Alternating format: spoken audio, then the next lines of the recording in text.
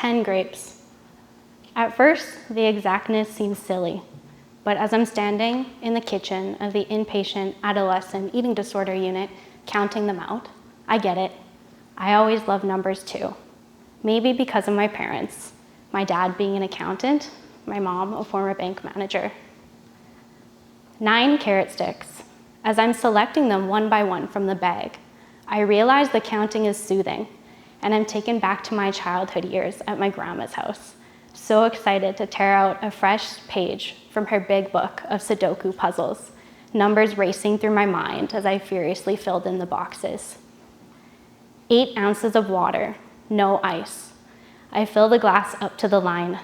Ugh, my feet hurt. How did I grow up to become a nurse anyway? Maybe I should have pursued a different career, perhaps a higher paying desk job? I wonder if other new grad nurses ever have similar thoughts, though I would never ask them. 7 teaspoons of hummus. I measure it out and neatly place it on the plate. Grace's PM snack is good to go. I check the paper slip in front of me to confirm. Where is my meal tray? I hear from the hall. I look down to check my watch.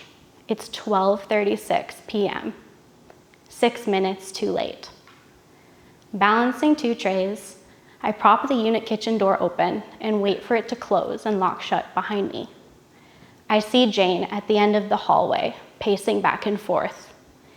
It's late, she screams. I know, I'm sorry. Yours is next.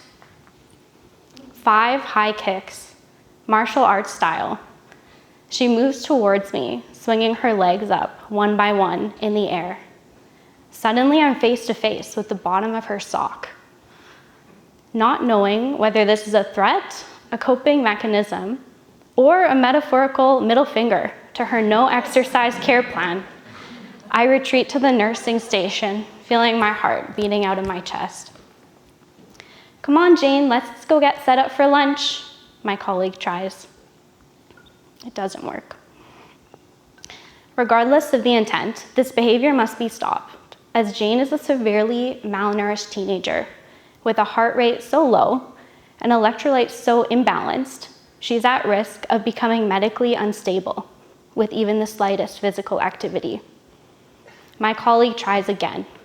Suddenly, Jane lunges towards her, grabbing for the ID badge around her neck. 4 nurses sprint to the secured glass-walled nursing station behind the exposed nursing desk. I watch as Jane approaches and flinch, expecting her to bang on the glass. Instead, she slowly turns her back towards us. 3 wet computers. Beige vomit splashes against the screen of the first computer.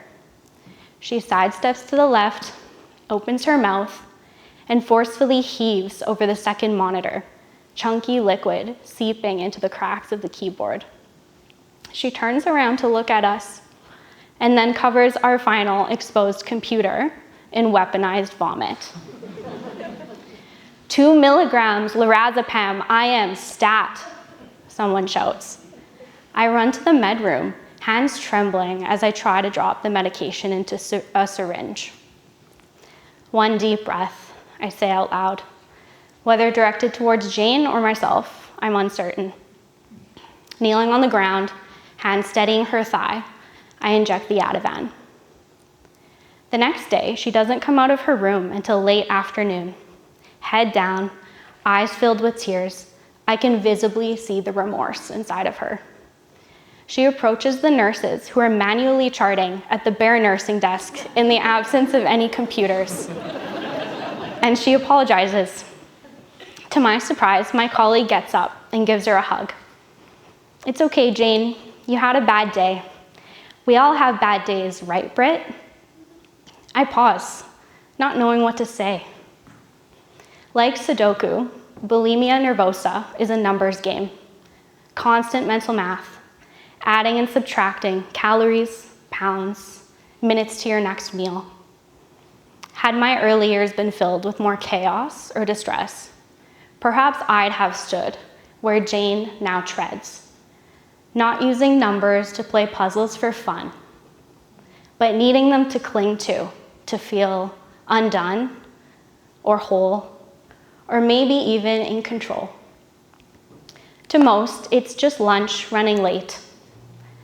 To Jane, it's a glitch in the clockwork that she counts on to stay safe. 0 judgments. That's why I'm a nurse. And I hear myself reply to her, of course.